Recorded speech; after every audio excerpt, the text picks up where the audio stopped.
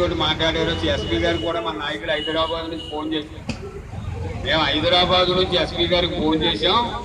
మీరు మీ మెమోరాండం పట్టుకెళ్ళి ఇవ్వండి, ఆ తర్వాత మేము పైనుంచి ఇక్కడ నుంచి చూసుకుంటామన్నారు. మనకేం సీజెస్ ఏమీ లేవు, మీరు ఏమీ బాధపడవసలేదు. మనం పైకి మాత్రం పంపితే 100 మంది స్వామీజీలు అందరూ కింద కూర్చునే వాళ్ళు ఉన్నారు మనకి. అందుకని మీరు మన 300 స్వామీజీలు ఒక మండల కార్యక్రమంగా చేస్తే మన అడ్డదీగుల దగ్గర ఉన్నటువంటి దిప్పిలిపాలెంలో మేము వెళ్తే 150 మందిని తీసుకొచ్చాడు ఆ క్రైస్తవ పాస్టర్. దాని మీద మీకు విపులంగా చెప్పి కన్నా మేము 5గురు వెళ్ళాం. 5గురు కొట్టడానికి 150 మంది ఎందుకన్నా అన్నాం. వాళ్ళు అక్కడ ఉన్నటువంటి వాళ్ళందరూ కూడా సిగ్గుపడిపోయారు. 50 మందిని అడ్డగించి అక్కడ ఉన్నాడు మా ఊళ్ళో వస్తున్నాడు, మా సిఐ వస్తున్నాడు అన్నాడు. అంటే మతం మారిన వాళ్ళు కూడా అందులో ఉన్నారు అనేటువంటి భావమే మనకు అర్థమై సీఏ గారి మీటింగ్ లో నేను అన్నాను, ఉద్యోగంలో ఉన్నని చెప్పి ఒక కొమ్ము గాయకండి, 2 పక్కల గాయండి, ధర్మాపుడు మేము మన కాపాడుతూ ఒక కొమ్ము కాసేయాలనుకుంటే పాలు పడిపోదు.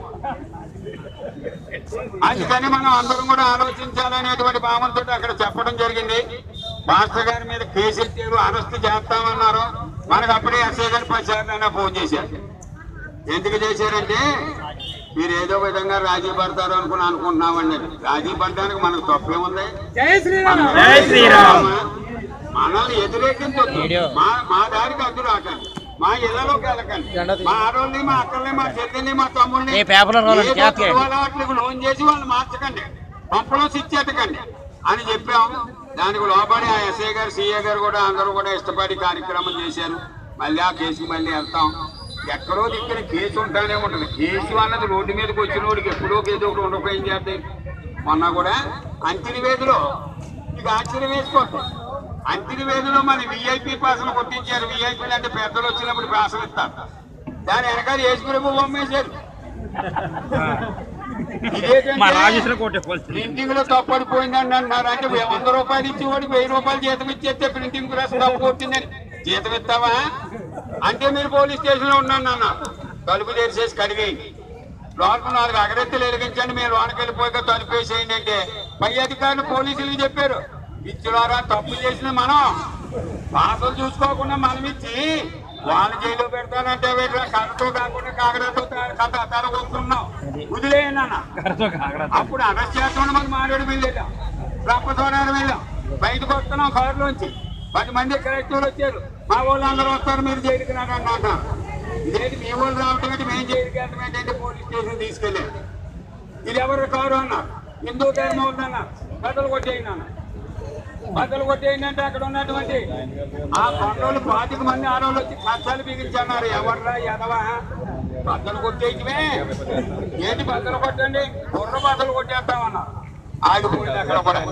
కాబట్టి మనకి ఎన్నో కేసులు జరుగుతూనే ఉన్నాయి. కానీ ప్రతి కేసుకి కూడా మనం కంగారు పడిపోవడం లేదు. ధర్మం మన పక్షాలు ఉగ్రవాదులు కాదు, తీవ్రవాదులు కాదు. ఎవరి దగ్గర లంచం పుచ్చుకుని మనం బతకలేదు. మన దేశం మీద మనం బతుకుతున్నాం. ఆ రోజుల్లో దేశానికి స్వాతంత్ర్యం తెచ్చిన మహానుభావులు అందరూ పోయారు. ఇవాళ మతం తెచ్చి మళ్ళీ దేశాన్ని క్రైస్తవులందరూ కలిపి పరాయి దేశానికి అప్పు చెప్తే మనకు స్వాతంత్రం తెచ్చేవాడు ఒక్కళ్ళు లేరు. ఇంకా మన పిల్లలందరూ కంచాలు కడగడానికి మంచాలు అయినాకే బతుకుతాం. కాబట్టి మన ఇవాళ పోరాటం వయసు అయిపోయినా మనం దెబ్బలాడుతున్నామంటే మన తరాలు వెనకాల పిల్లల యొక్క కార్యక్రమాలు చూసుకునే. అందుకని మీరేం బాధపడకండి, మీ మీద కేసులు ఏమి ఉండవు.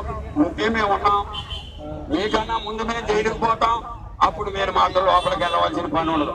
ఏమన్నా పోలీసులు రాసుకోవాలంటే మన పేర్లు రాసుకోమనండి, ప్రతి పోలీస్ స్టేషన్ లో మన పేరు ఉంటుంది. ఎందుకని ధర్మం మీద పోరాడేవాళ్ళకి ఎప్పుడు ఉంటుంది.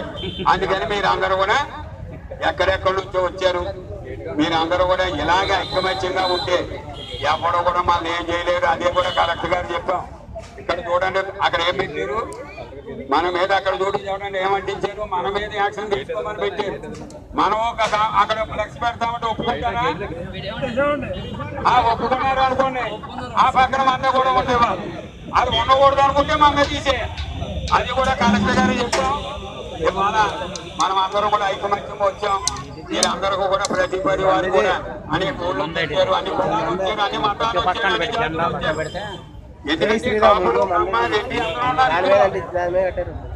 మతం అంటే ఒకరు ఒక విధంగా పూజ చేస్తాడు, ఒక విధంగా పూజ చేసినా కూడా ఎందుకు తప్పుడు మతం అనుకున్న వాళ్ళు న్యాయంగా ధర్మంగా ప్రవర్తించే వాళ్ళు కూడా ఉన్నారు. కాబట్టి మనం అందరం కూడా ఏం చెప్పాడు ఇప్పుడు చెప్పాను కదా, ఇంకేం చెప్పడం. జై శ్రీరామ్, జై శ్రీరామ్. మీ మీద మీకున్న కేసులు తొలగించమని చెప్తాం. అందుకని ఆయన కూడా సవ్యంగా చెప్పారు. మన దగ్గర ఉన్నటువంటి మెమోరాండం తీసుకున్నారు, స్పందించారు. నేను మా దగ్గరికి ఏం చెప్పాలని వచ్చారో నేను తప్పకుండా చేస్తాను.